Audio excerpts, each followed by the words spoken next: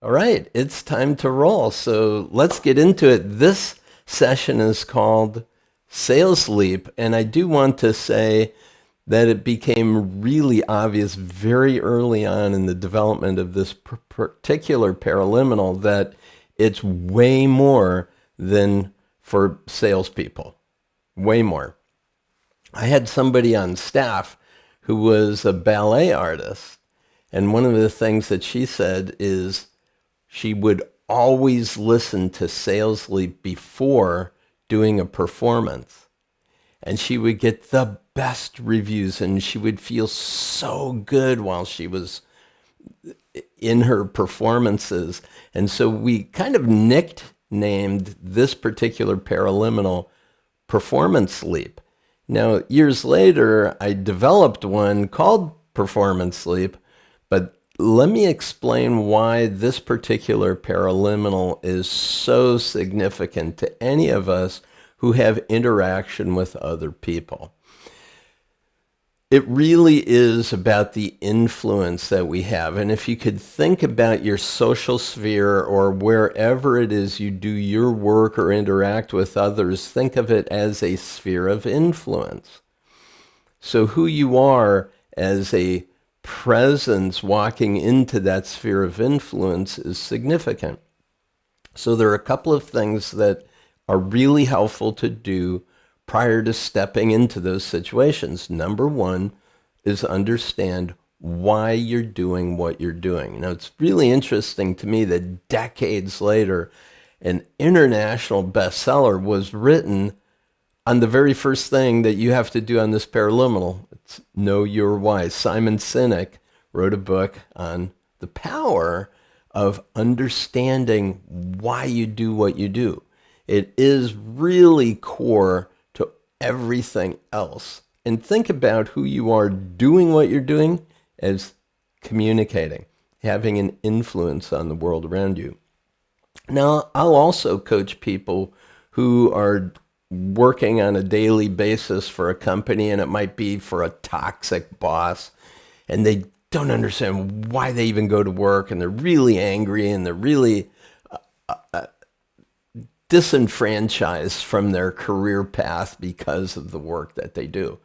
And I say, hang on just a moment. Think about why you do have that job. Well, it's to earn money. To get beyond that. Yes, of course you get a paycheck, but why would someone give you a paycheck? It's always because of the service that we provide.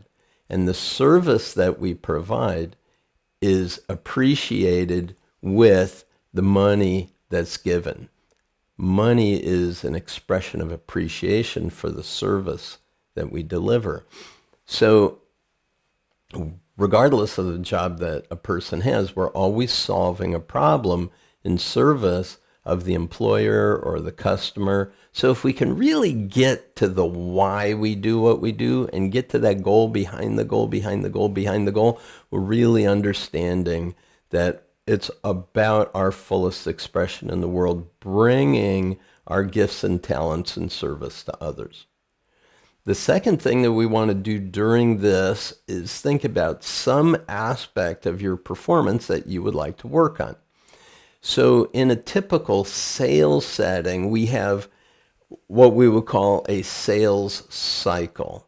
So it might be prospecting, an initial contact, and then our introduction, and then our presentation, and our handling of objections, our asking for the close, and then our follow-up and request for referrals. So there's a natural sales cycle in every industry where sales occur. If we could go beyond just the idea of selling and think about every performance also has a certain pattern that it follows. For example, you hear that I play classical music in the beginning of these sessions, and you know that in a normal concert, there is a part which is slow. It's beginning and it rises, and then there's a crescendo, and then there's a denouement. And this natural path there is a way that we can look at any aspect of that and enhance how we're doing it, enhance our performance on that aspect. So for example, if I'm going to get on the radio, I'm going to be on a podcast, if I'm going to be on a television show, if I'm going to be in an interview, if I'm going to get on stage and have a lecture or a course that I'm going to do, I'm always listening to Sales Leap ahead of it, thinking about what is it about those components of my performance that maybe I'm not quite as confident as I would like to be, or I would like to make sure that I absolutely sizzle, or that I remember this part of it, because I notice that every time I do this particular thing, I always miss that one thing, so I want to really make sure that I'm doing that. Well, this is a great, what I would call continuous improvement paraliminal to use, because we're constantly upgrading, up-leveling our ability to deliver that aspect of our interaction, of our influence, of our performance, of our sales cycle. The final thing that you establish at the front end is, what's a situation in the near future where you're going to have an opportunity to do this? So, even if it's prospecting, I need to prospect for new clients. Well, that's great. You got to pick up the phone, you got to dial for dollars. So, you're going to be thinking about that aspect of it, staying motivated, keeping a high level of desire. Don't let the phone ever hit the receiver, do the flash and dial the next number. The idea is, whatever part of the work that you do that you would like to enhance, think of a situation that's coming up when you're going to have an opportunity to do that.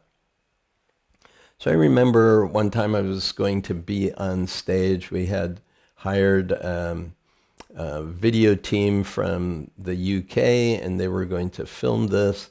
It was a big presentation in front of 1,200 people.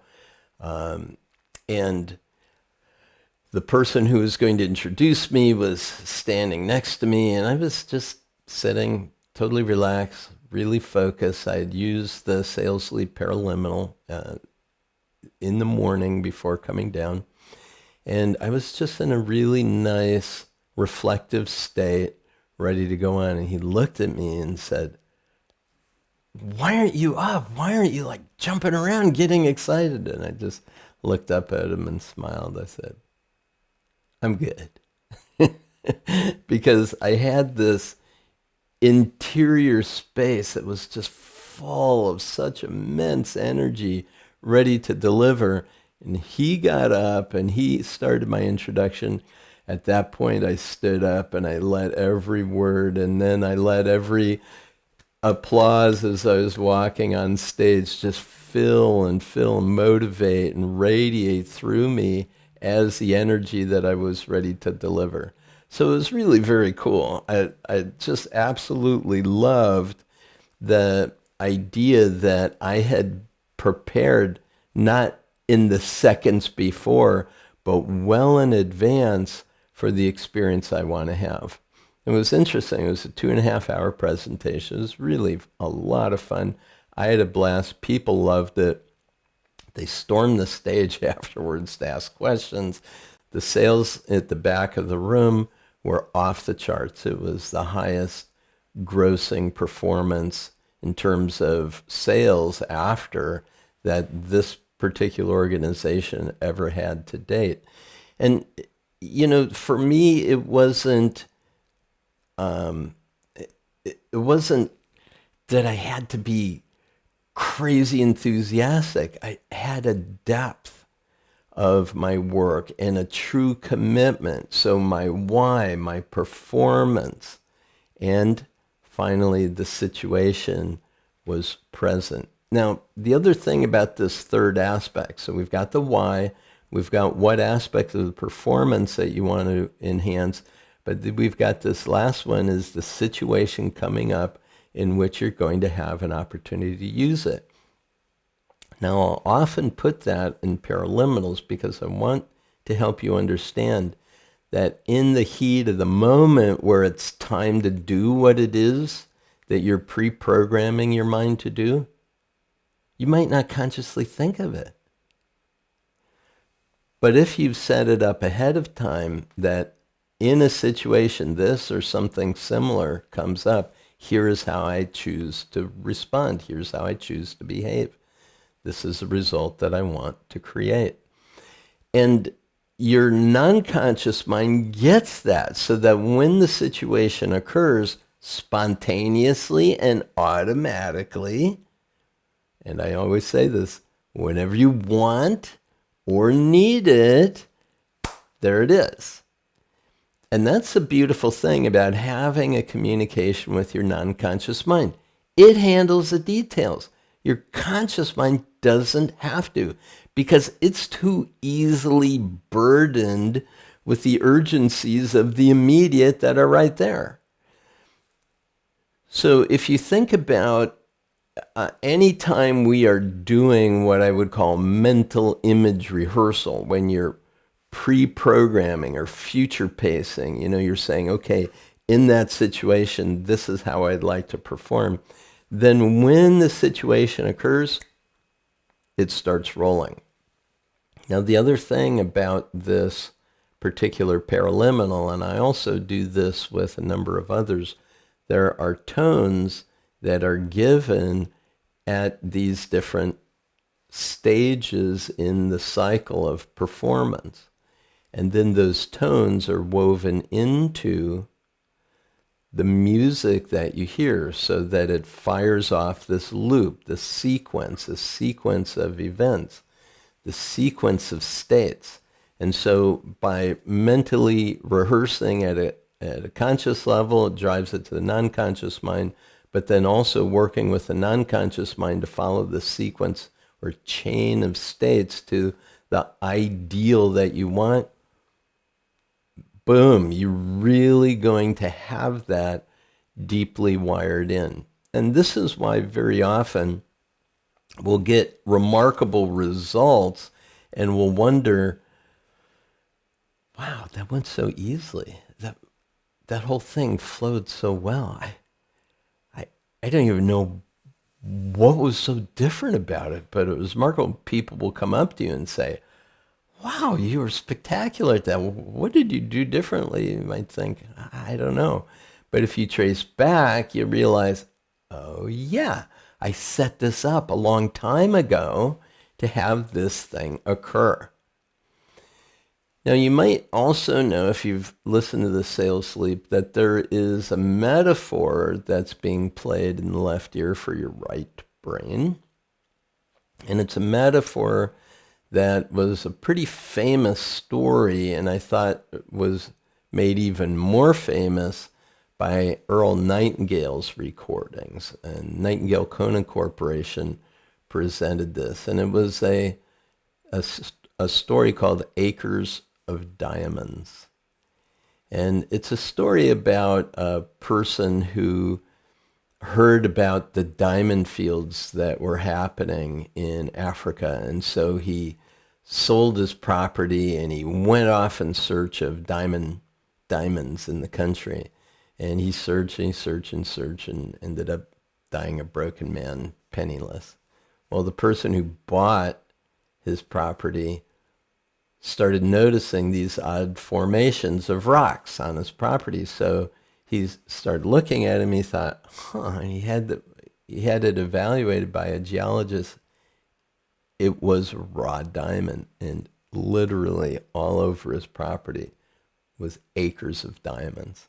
Well, the metaphor is a great one. What we need to do is we need to look right where we are to see the tremendous opportunity for prosperity and abundance that's right next to us. Very often we'll look to other horizons. I've seen this very often with people who are trained to be coaches and trained to be leadership coaches, and they can't wait to leave their job so that they can go and pursue this career as a leadership coach. And I'll often say to them, well, have you thought about practicing your leadership coaching right where you are. And most of the time, people haven't thought of it. And I say, well, let's practice now. Because yes, one day when you do leave this, you'll be able to have your own business, hang out your shingle, do that kind of work. Be skilled. Mine the diamonds that are right here in your own backyard. And so I want to encourage you to think about any application of improving your influence within your sphere of influence. Doesn't have to wait for a big opportunity someday in the future. It can be right now, can be right here, can be today, and you can help achieve an important objective for the people that you serve. So with that, I think we're going to wrap it for today. Thanks very much for participating. Peace and blessings. We'll see you again in our next session. Great to have you here. Bye for now.